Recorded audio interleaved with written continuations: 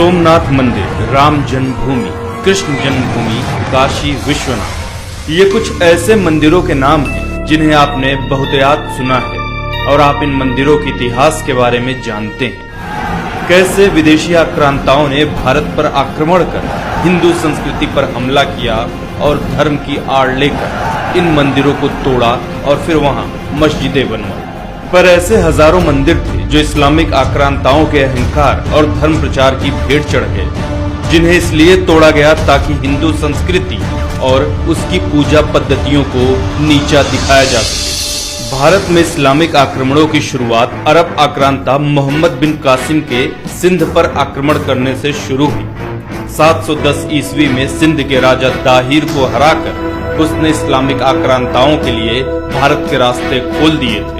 मोहम्मद बिन कासिम की सिंध पर फतह के बाद इस्लामिक लुटेरे और आक्रमणकारियों का एक लंबा इतिहास है, जिन्होंने हिंदू, बौद्ध, जैन धर्मस्थलों को तोड़ा और कुछ पर मस्जिदें भी बनाई।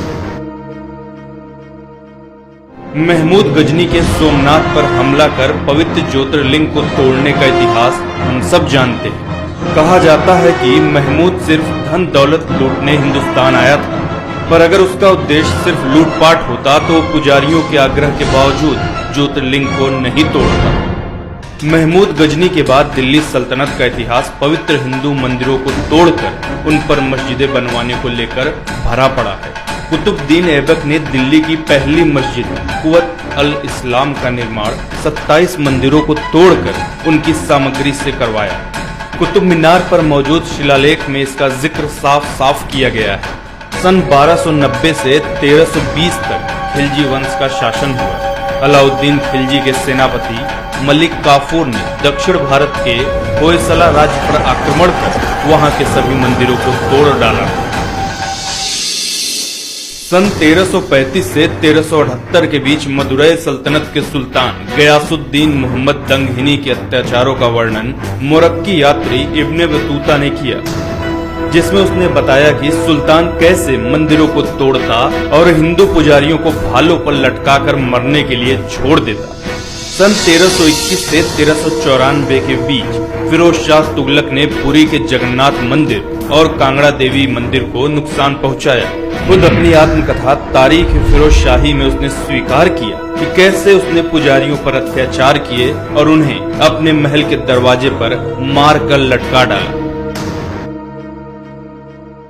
दिल्ली सल्तनत के राज के बाद भारत पर तैमूर का आक्रमण हुआ, जिसकी बर्बरता के किस्से मशहूर हैं। उसने रास्ते में पड़ने वाले कई मंदिर तोड़े और लोगों की गर्दन काटकर दिल्ली तक मीनारें बनवाई ताकि वापस लौटते वक्त उसे रास्ते की पहचान रहे। सन 1399 में सिकंदर बुत शिकन का प्रादुर्भाव हुआ, जिसने कश्मीर के प्रसिद्ध मार्तंड मंदिर को तोड़ा। कहा जाता है कि ललितादित्य द्वारा बनवाया गया मार्तंड सूर्य मंदिर इतना विशाल था कि इसे तोड़ने में पूरा 1 साल लग गया। इसी के शासनकाल में कश्मीर में लोगों का बड़े पैमाने पर धर्मांतरण हुआ। सन 1451 से शुरू हुए लोधी वंश में भी मंदिरों को तोड़ने का काम बदस्तूर जारी रहा। तारीख दाऊदी के अनुसार सिकंदर लोधी के शासनकाल में मथुरा के सभी तीर्थों को तोड़ दिया गया। पूरे मथुरा क्षेत्र में कोई अपना सर नहीं मुड़ा सकता था और दाढ़ी नहीं कटा सकता था। मुगल काल में राम जन्मभूमि विध्वंस से शुरू हुई मंदिरों को तोड़ने की प्रथा मुगल काल के हर शासक के वक्त में जारी रही। इतिहासकार निजामुद्दीन अहमद तख्तात अकबरी में नगरकोट की फतह का जिक्र करते हुए लिखते हैं कि महामाई के मंदिरों में पुजारियों को मारा गया। मंदिर परिसर में 200 गायों को काटकर मंदिरों की दीवारों को उनके रक्त से लाल कर दिया गया। औरंगजेब मुगल कालीन शासकों में मंदिर तोड़ने में सबसे आगे रहा।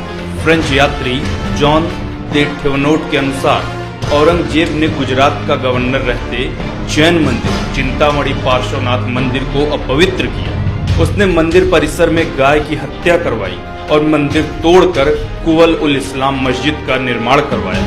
आयरिश इतिहासकार विंसेंट स्मिथ के अनुसार सन 1669 में औरंगजेब ने अपने सभी अधिकारियों को आदेश दिया था कि वो काफिरों के शिक्षा संस्थानों और उनके धर्म स्थलों को तोड़ने के लिए सदैव तैयार रहे। इतिहासकार सीके करीम के अनुसार टीपू सुल्तान ने अपने शासनकाल में हिंदू मंदिरों को तोड़ डालने का आदेश दिया था। ऐसे हजारों मंदिर थे जो इस्लामिक आक्रांताओं या मुस्लिम शासकों द्वारा या उनके शासनकाल में तोड़े गए। क्या वजह थी इन मंदिरों को तोड़ने की?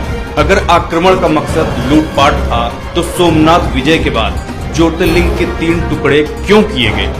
अगर आक्रमण का उद्देश्य शासन के लिए राज्य जीतना था तो अयोध्या विजय के बाद जन्मभूमि विध्वंस क्यों कराया गया?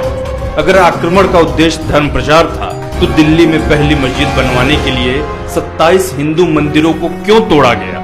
इन सभी उदाहरणों से सहज ही कहा जा सकता है कि इन आक्रमणकारियों के उद्देश्यों में सबसे अहम तौर पर हिंदू सभ्यता और संस्कृति को भ्रष्ट करना शामिल था। मंदिरों को तोड़कर उन्हें अपवित्र कर पुजारियों को मारकर वे अपनी श्रेष्ठता साबित करना चाहते थे। वे साबित करना चाहते थे कि उनका धर्म बलवान है और हिंदू धर्म कमजोर है।